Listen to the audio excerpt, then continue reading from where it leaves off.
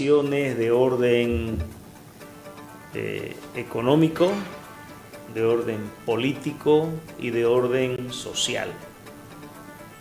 Y las consecuencias tienen connotaciones económicas, sociales, políticas y ambientales. Así yo entiendo el avasallamiento, porque es un tema que lo venimos sufriendo como sector forestal desde hace muchísimo tiempo.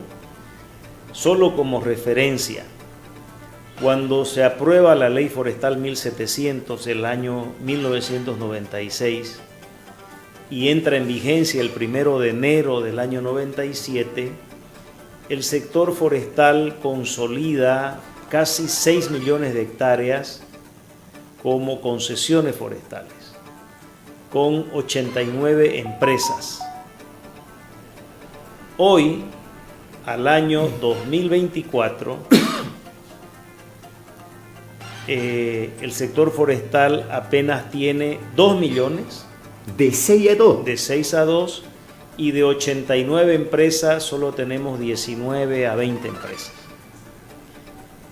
Esto es un dato contundente porque si agarramos una imagen satelital del año 1997 y la sobreponemos con una imagen satelital del año 2024, vamos a poder constatar sin ningún tipo de equivocación que más del 80% de esos bosques hoy están convertidos a la agricultura y a la ganadería.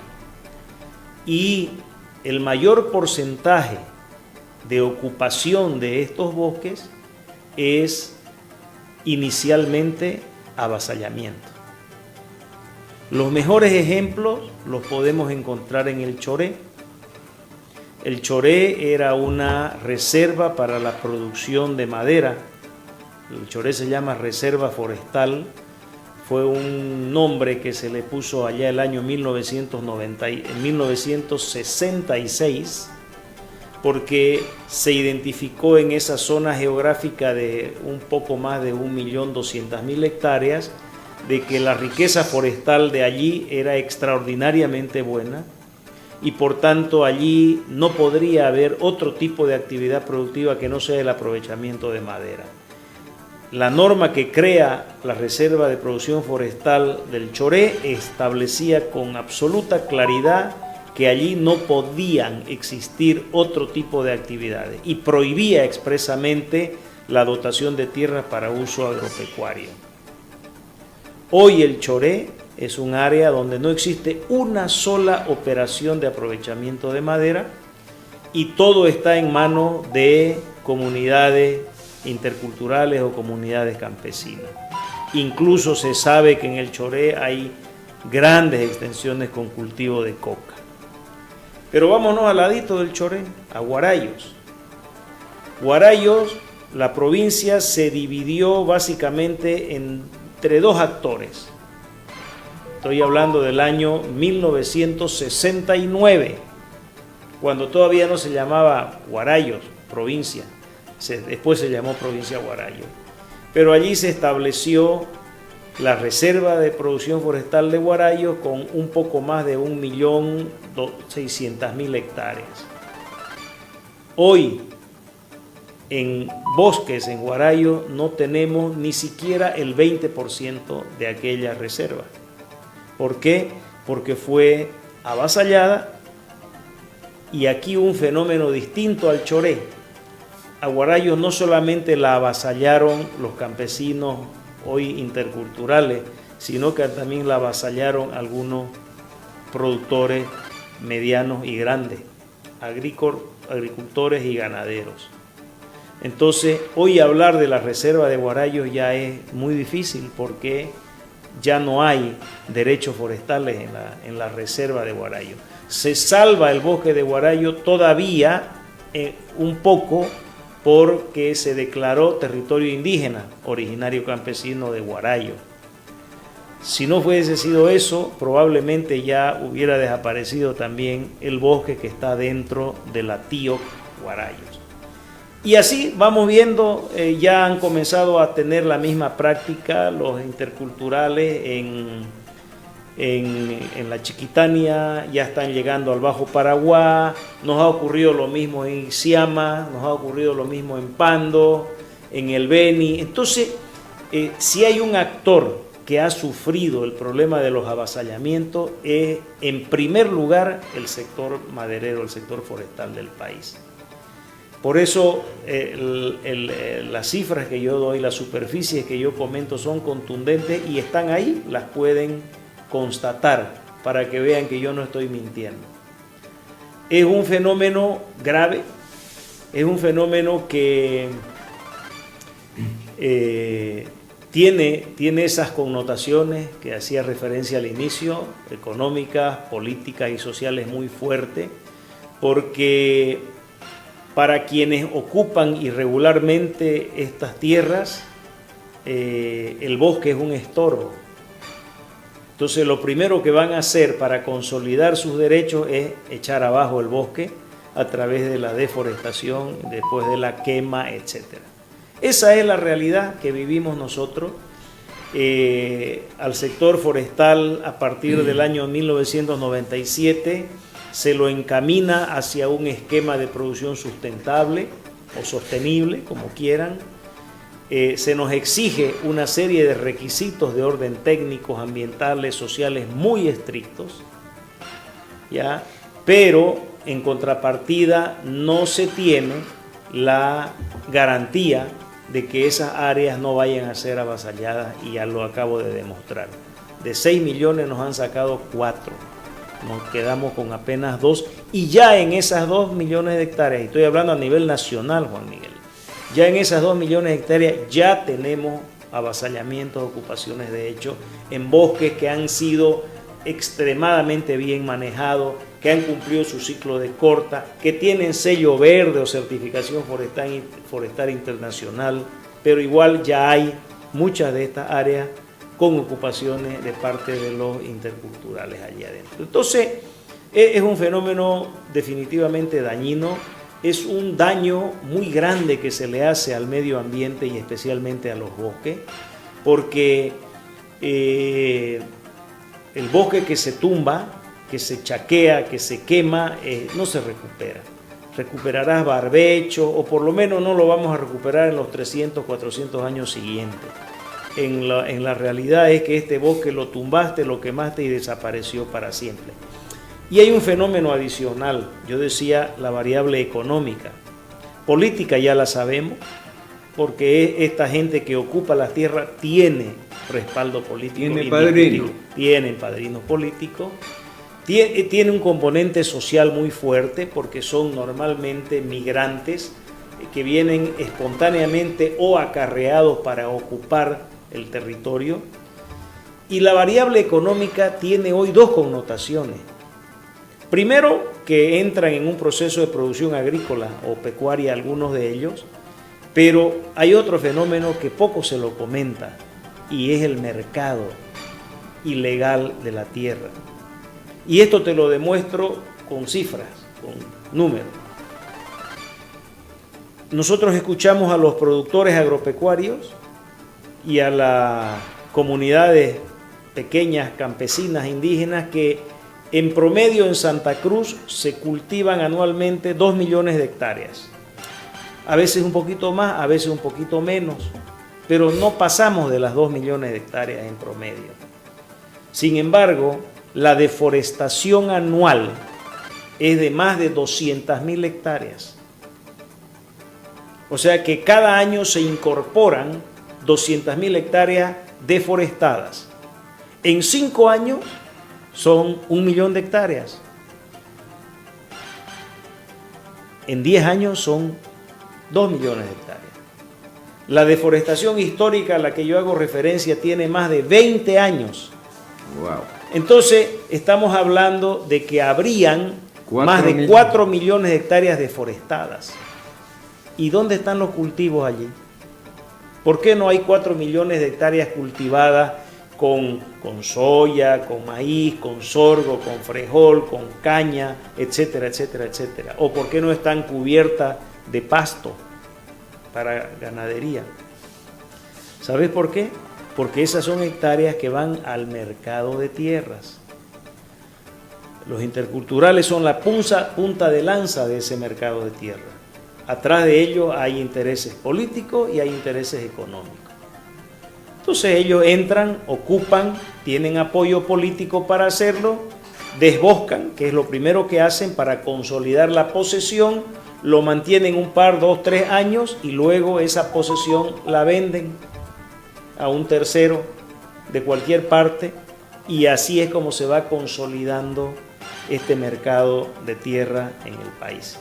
Entonces, esa es la realidad.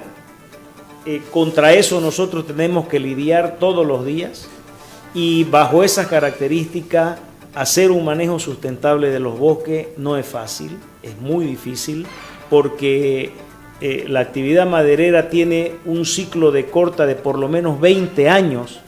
Yo no puedo utilizar más de un área anual de aprovechamiento, un área por año de aprovechamiento. Lo otro es parte de mi sistema silvicultural o de manejo. Por tanto, si yo encuentro que el año 2026, el área que ya estaba asignada para mi aprovechamiento ya fue avasallada, ya fue chaqueada, adiós mi plan de manejo. Toda mi inversión en el manejo se echa a perder. Y lo que es peor, esos señores que invadieron mi área y que están ahí deforestando, en pocos años consolidan el derecho y afuera la industria de la madera. Eso es lo que realmente ocurre en la práctica. Entonces comprenderás que es una tarea muy complicada y es además una oportunidad perdida para el país. Es una oportunidad perdida para el país, porque nosotros hemos demostrado que con una industria maderera fuerte, con apoyo político o administrativo, por lo menos para que nos permitan cuidar el área, este sector le puede contribuir al país más que el gas y de manera sustentable. Y además prestando servicios ambientales que son de beneficio directo especialmente para el sector agropecuario. Porque ¿por qué estamos viviendo tanta sequía por tan largo tiempo y en corto tiempo tanta inundación? Precisamente porque los están echando abajo los bosques. Y no se dan cuenta que el bosque es el mejor aliado de la producción agropecuaria, sea micro, pequeña, mediana o grande. Entonces estamos perdiendo oportunidades muy importantes como país de tener una agricultura sustentable y de tener una actividad forestal que también de manera sustentable le pueda generar al país ingentes cantidades de ingresos que hoy hacen tanta falta. Y adicionalmente a ello, dar trabajo, proveerle a la sociedad de un bien que es indispensable en su vida, como es la madera, ¿no es cierto? Y generar servicios ambientales. Por eso es que digo, perdemos una gran posibilidad como país al destruir nuestros bosques. Doctor, me da unos números que a mí realmente me asusta, porque a ese ritmo vamos a perder todo, digamos. Así es. Cuando usted me decía de que los productores forestales eran 87 y ahora 89 y hoy son 19. ¿Eso es por la falta de seguridad jurídica o porque le han destruido su bosque? Es que van de la mano. La inseguridad jurídica generalmente termina en destrucción del bosque. La empresa percibe o encuentra un avasallamiento, da aviso a la ABT constata el avasallamiento, les da una notificación de 72 horas para que desalojen, le sacan la lengua a la ABT, los avasalladores, y ahí se perdió todo, porque hasta ahí llegó. Emite la ABT a mucha insistencia una resolución de desalojo, no la puede ejecutar porque no tiene fuerza pública, recurre a la fuerza pública y ahí se acabó. Yo trabajo hace 33 años en el sector forestal y hace por lo menos 28 años que no hay una actuación de la fuerza pública para desalojar a un grupo de avasalladores. No hay. Los últimos intentos que se tuvo de impedir el avasallamiento de un bosque fue en el Choré, por allá por el año 92, 93, 94, hasta ahí llegamos. Incluso se tenía algunos campamentos financiados por las empresas para mantener a las Fuerzas Armadas en la zona para proteger el bosque. Eso duró hasta el año 93, 94. De allá para acá, nunca más el sector ha tenido el apoyo de la fuerza pública para desalojar a los avasalladores. Increíble. A ver, en la línea de las exportaciones de Bolivia, ¿qué lugar tenía, por ejemplo, estoy hablando de del 90, de los años 90, el sector forestal, y qué lugar tiene hoy? Yeah. ¿Me puede dar ese dato? Ese es otro ámbito, ¿no? El del comercio internacional, las exportaciones, que siempre que uno analiza esto lo tiene que hacer reconociendo que la realidad de la economía en el país y en el mundo varía. ¿Ya? Nunca es igual. Las economías son cíclicas, suben y bajan. Pero hay algo que es importante destacar. Por allá por los años 90, nosotros éramos grandes exportadores de productos semielaborados, semiacabados, básicamente maderas aserradas, con algunos picos muy pequeños de productos acabados. Cuando se implementa la ley 1700, exportar solamente madera simplemente aserrada no era buen negocio, porque los costos de producción ya eran mucho más complicados, mucho más altos. Entonces Bolivia en esos años ingresa en una fase de industrialización muy importante y hemos llegado a tener más o menos 130 millones de dólares de exportación, pero te voy a hacer un comentario después más adelante. Y hoy estamos hablando de un promedio de 100 millones de dólares de exportación, es decir, hemos caído en nuestros niveles de exportación, pero los componentes son distintos. Hoy el 72% de los valores de exportación son productos acabados. Qué bien. ¿Ya? Y solo el 28% son productos semielaborados o lo que llamamos madera simplemente aserrada, porque en la industria de la madera la materia prima es la tronca. Esa es la materia prima y Bolivia no exporta tronca, está prohibido por ley exportar materia prima, tronca. Entonces nosotros, cuando vos escuches ahí a alguien decir los madereros exportan materia prima, mentira, no exportamos materia prima. Bien, pero aquí hay un detalle interesante, es el mercado interno. El mercado interno es más importante que las exportaciones, así es. Según últimos estudios que hemos hecho en la Cámara Forestal, en este momento el mercado interno mueve entre 600 y 650 millones de dólares por año y exportamos 100. Entonces el mercado interno definitivamente es muy importante. Lamentablemente el mercado interno hoy tiene dos componentes muy negativos, que son las importaciones, que matan a la industria nacional, pero bueno, son las reglas del juego, eso uno tiene que bancarlo, digamos. Pero el otro problema es el contrabando. El contrabando en la industria de la madera es tremendamente complicado, es muy fuerte. Y cuando yo hablo de 600 a 650 millones de dólares, incluye todo, incluso lo que entra legalmente con importaciones, como también lo que entra ilegalmente por contrabando. Todo eso, más la producción nacional, generan una economía de 650 millones de dólares.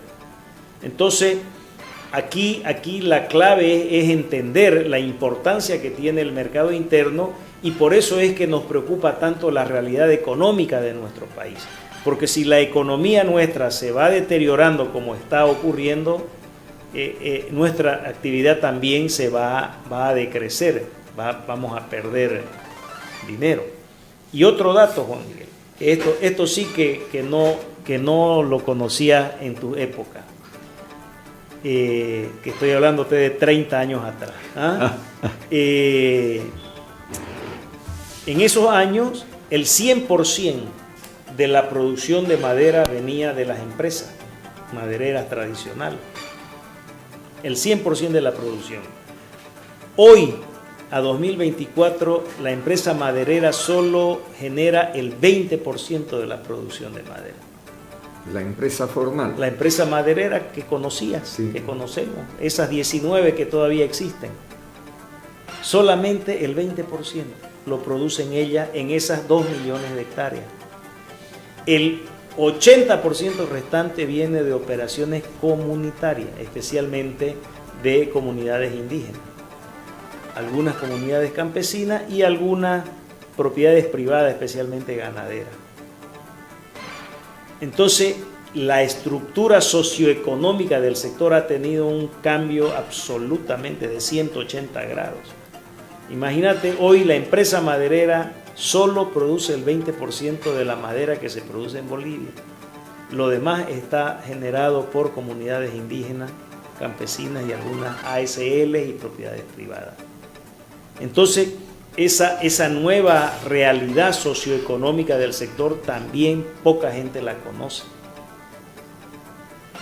Los bosques productivos, 75% están en manos de las comunidades indígenas. La empresa maderera solo detenta el 10%, entre el 7 y el 10% de los bosques. ¿Has visto cómo ha cambiado de tu época a ahora? Esa es más o menos la realidad del sector en este momento. A ver, doctor Avi, para que quede claro para la gente que nos está escuchando, el sector maderero formal, bueno, ahora me cambia con este 80-20, el sector maderero formal, cuando tiene una concesión, solo descrema el bosque. Sí. O sea, quiere decir de que elige los árboles que son de utilidad para la venta,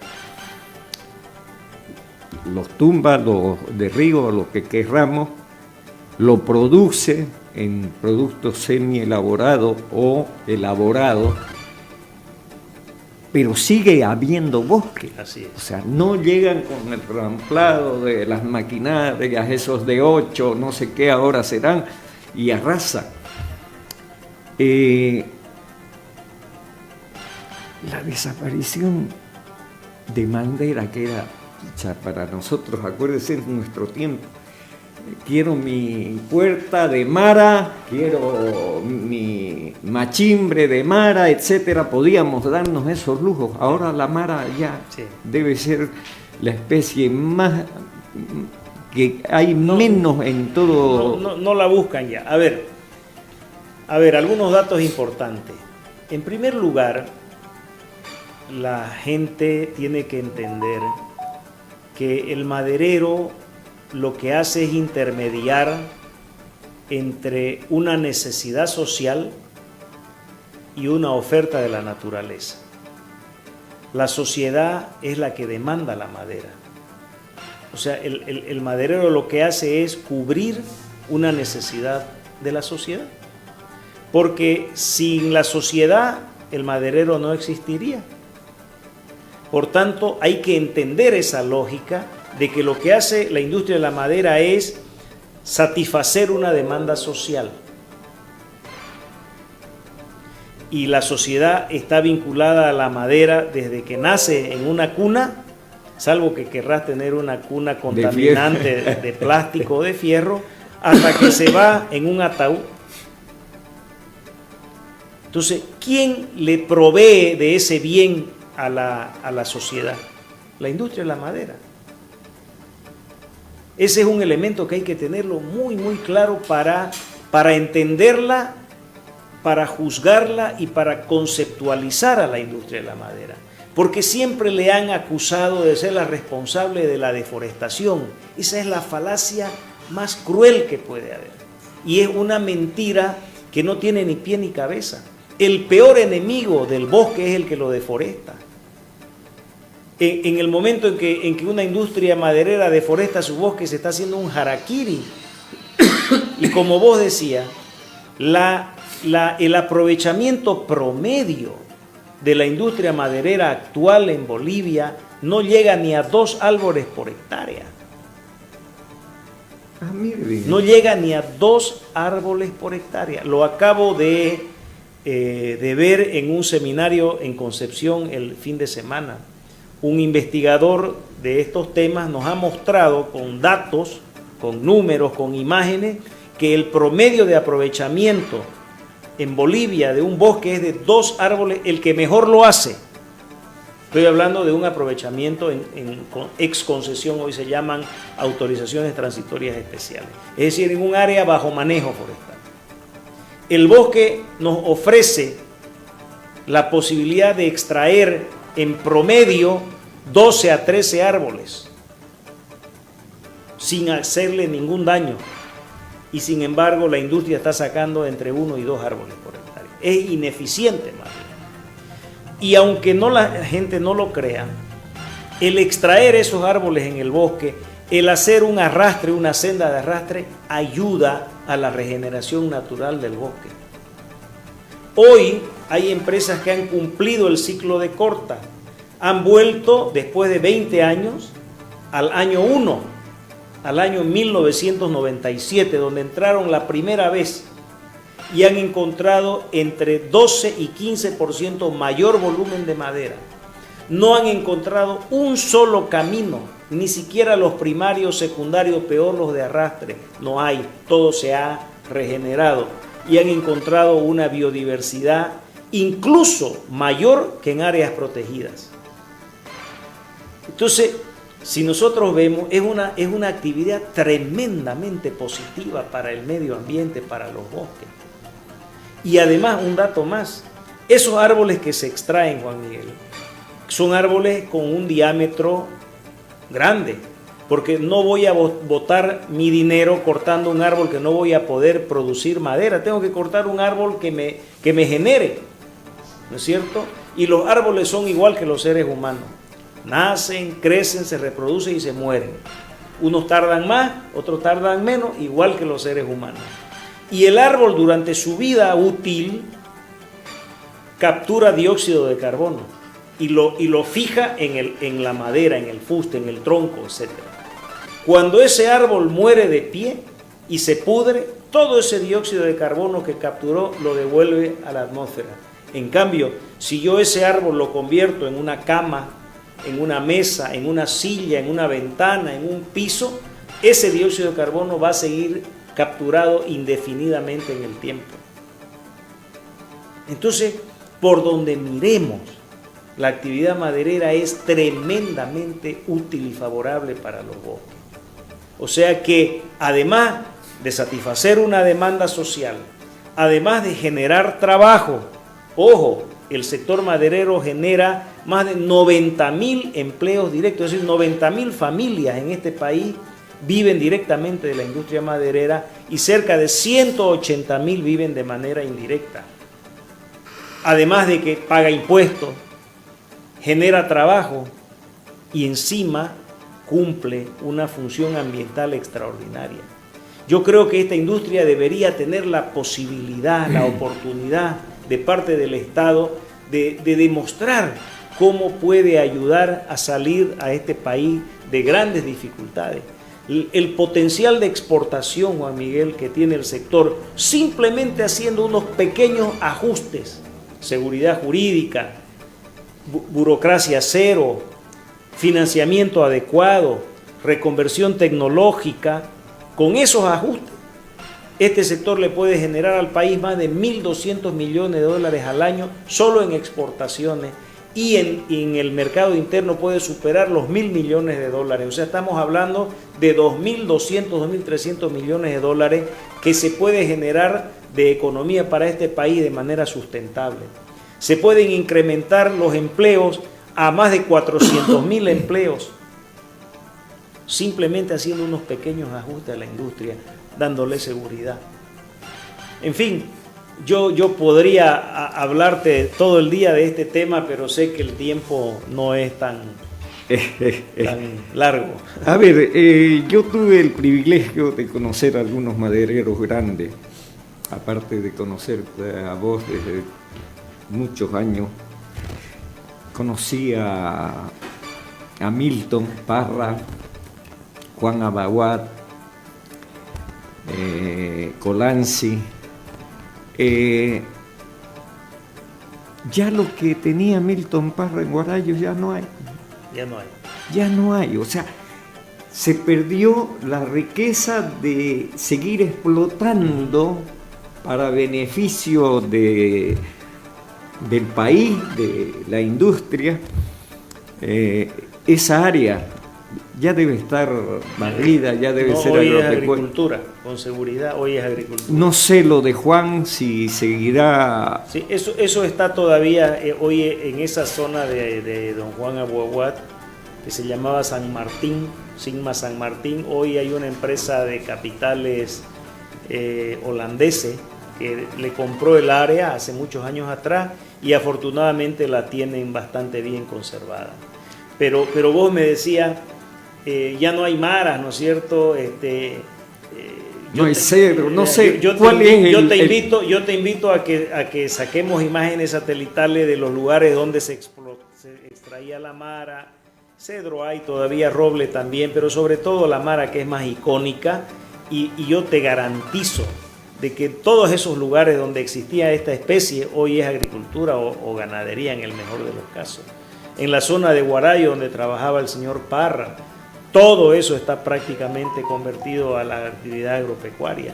Por eso es que no hay mara.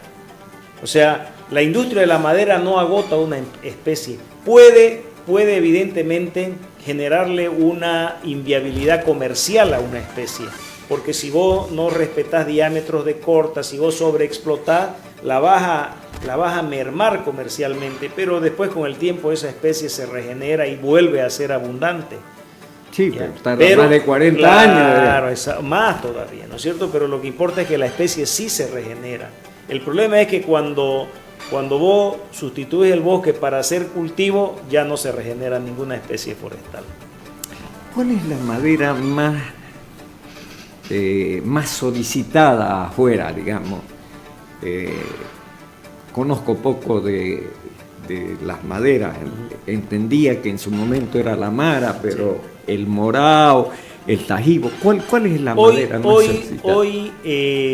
Bueno, esto también obedece a la demanda social. Y quizás la madera que más se produce es el 8O. Ah, ya. Sí, el 8O es una de las que tiene mayor demanda, especialmente en el mercado interno, porque se la utiliza no solamente para la industria mobiliaria, sino también para la construcción. Pero hay especies, por ejemplo, como el tajibo, como el almendrillo, como la tipa, como la cuta, como la tarara. Esas son especies que ahora han reemplazado a las tradicionales. Somos, por ejemplo, exportadores de decking. El decking quizás es el producto estrella de nuestras exportaciones. El decking es el piso de exteriores que lo utilizan para caminos públicos, para todo lo que es exterior. Y los decking de tajibo y los decking de almendrillo son cotizadísimos. Y creo que esos son los productos acabados que más le generan ingresos a nuestro país. Y en el mercado interno, todo. Yo escucho siempre, digamos, cualquier madera, son de tajibo, qué sé yo. ¿Cuál es el producto más comprado en primer lugar es el 8O. El 8O, increíble, porque es una sí. madera blanda que se pudre muy rápido. Claro, ¿no? pero si se la trata dura mucho. Mira. Hubo una empresa acá, la empresa San Pedro, que hace muchos años atrás hacía puertas de 8O para exportar a los Estados Unidos, y con un tratamiento de secado funcionaban de manera Para extraordinaria. que no se tuerza, porque el ocho es el que se tuerce un poquinho de lo de suya. Pero después están todas las que yo te comentaba, el hichituriki, el ajo, el yesquero. El yesquero es una manera también muy demandada. El almendrillo, el vibosi, todas esas son las especies que demanda. Bolivia exporta, Bolivia produce alrededor de 60 especies. 60 especies de las 120 que hay identificadas con valor útil o comercial. Entonces, y los bosques tienen muchísimo más para ofrecer todavía. El tema es que no somos tan eficientes como quisiéramos. Hay un elemento que lo puedo dar fe, que no es invento de los madereros. La empresa maderera, como decía el doctor Ávila, genera empleo, muy bien, genera la conservación natural de las cosas, pero lo que he visto, que es muy típico de ustedes, es que tienen un componente social, una responsabilidad social con el entorno, con los vecinos, las comunidades o pueblos, porque yo lo vi con los madereros que les mencionaba, que la comunidad, la escuelita, cualquier cosa contribuyen para una convivencia pacífica y natural. Sí, y tiene una lógica, más allá de los sentimientos altruistas, que los existen indiscutiblemente, en algunos empresarios más que en otros, pero eso también obedece a una estrategia de conservación, de protección, porque las comunidades rurales nuestras, de las tierras bajas, no son deforestadoras. Son comunidades a las que le interesa el bosque, que lo cuidan el bosque. Y es indispensable generar con ellos buenas alianzas para protegernos mutuamente. Más allá de las labores sociales que sí muchas empresas hacen. El Grupo Roda, por ejemplo, es característico de tener una relación con sus comunidades de manera extraordinaria. Y así muchas empresas. El tema es que esta es una relación natural con las comunidades rurales de la empresa maderera, porque ellos también son víctimas de nuestro principal enemigo, que son los avasalladores, los interculturales que vienen y se asientan en cualquier lugar y destruyen todo. Y no dejan de ser estos pueblos uno de los principales guardianes de los bosques. Veamos lo que ocurre en San Ignacio, San Rafael, Santa Ana, allá en la Chiquitania. Ellos están, es más, hoy en estos días están generando un movimiento cívico para resguardarse de los avasallamientos que están generando los interculturales. Entonces aquí hay una relación muy fluida, muy conveniente entre las comunidades, nuestras comunidades rurales y la industria de la madera. Es histórico esto, es histórico. Doctor Dávila, muchas gracias por haber venido. Un placer. Es importante que estemos en contacto. Yo voy a tratar de traerlo más seguido, porque mientras nos protejamos entre todos, somos la mejor muralla para evitar el avasallamiento. La destrucción. Tiene que ser compromiso de todos, no solo del maderero, no solo del agricultor. Entre todos defendamos nuestros bosques, defendamos la vida útil de este planeta, y para que podamos seguir viviendo en el cielo más puro de América. Muchas gracias. Un placer, un gusto estar después de tanto tiempo. Gracias. Nos vamos a un corte, Jim.